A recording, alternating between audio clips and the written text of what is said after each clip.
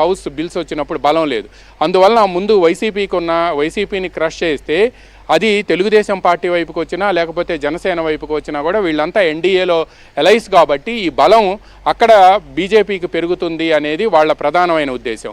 పైగా ఆంధ్రప్రదేశ్లో చేరాలని అనుకునే వాళ్ళు అక్కడ బీజేపీలో చేరాలి అని తక్కువ మంది అనుకుంటారు. ఇండస్ట్రియలిస్టులు మాత్రం అనుకుంటారు కానీ, ఎందుకంటే వాళ్ళకు వ్యాపార ప్రయోజనాలు ఉన్నాయి కాబట్టి. బట్ మిగతా ఎవరైతే పొలిటికల్గా ఉన్నారో వాళ్ళు మాత్రం తప్పనిసరిగా తెలుగుదేశం పార్టీలోనే చేరాలి, వాళ్ళతోనే సెయిల్ అవ్వాలనేది ఎక్కువగా ఉంది.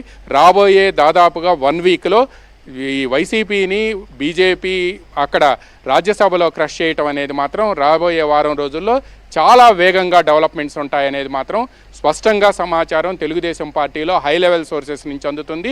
ఈరోజు ఇద్దరు రాజీనామా చేయటం, రాబోయే రోజుల్లో మరికొంతమంది, చివరికి వైఎస్ఆర్ కాంగ్రెస్ పార్టీలో వైఎస్ రాజశేఖర రెడ్డికి, మీరు అన్నారు వైఎస్ రాజశేఖర రెడ్డి అభిమానులు వేరు, జగన్కి దగ్గరికి వచ్చిన వాళ్ళు వేరు అని. పిల్లి సుభాష్ చంద్రబోస్ వంటి నేతలు కూడా ఆలోచనలో పడ్డారు అని అంటే వైసీపీలో జరిగే డెవలప్మెంట్స్ ఏంటి, భవిష్యత్తు లేదు అనేది ఒక బాధ అండ్ ఆవేదనతో పాటు ఆందోళన. ఆ వైసీపీకి భవిష్యత్తు లేదంటే తమకు రాజకీయ భవిష్యత్తు లేదు అనే ఒక నిర్ణయానికి రావటం వల్ల ఇదంతా జరిగింది. ఒక ఎంపీ అపాయింట్మెంట్ అడిగితే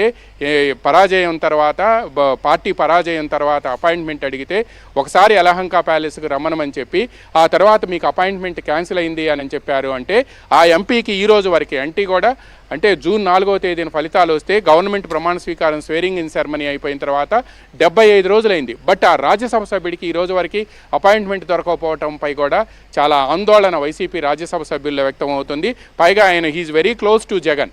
అటువంటి పరిస్థితుల్లో ఆత్మాభిమానం మెండుగా ఉండేవాళ్ళు అక్కడ ఉండరు అనేది కూడా స్పష్టమవుతుంది.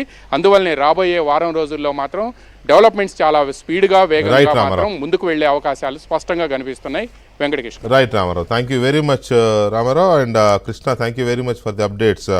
ఇక ఈ పరిస్థితుల్లో ఏ రాజ్యసభలో ఏ బలాన్ని అయితే చూసుకొని జగన్మోహన్ రెడ్డి బీజేపీ తను చెప్పినట్టు వింటుంది లేకపోతే తనకు సహకరిస్తుంది, నా బలం అవసరం కాబట్టి అని అనుకున్నారో అది క్లియర్ అయిపోతుంది, ఖాళీ అయిపోతుంది. ఇక్కడ చూస్తే ఎమ్మెల్సీలు మన వాళ్ళే ఎక్కువ ఉన్నారు కాబట్టి కౌన్సిల్లో మందే పై చేయని ఏదైతే అనుకున్నారో అది చేయి దాటిపోతుంది. అసెంబ్లీలో ఉన్నది 11 మంది, జగన్ తీసేస్తే 10 మంది. 10 మందిలో ఆల్రెడీ 4-5 ఆల్మోస్ట్ క్లియర్ అయినట్టు చెప్తున్నారు. అది ఎప్పుడు అనేది డిసైడ్ చేయడమే తరువాయి. సో ఈ పరిస్థితుల్లో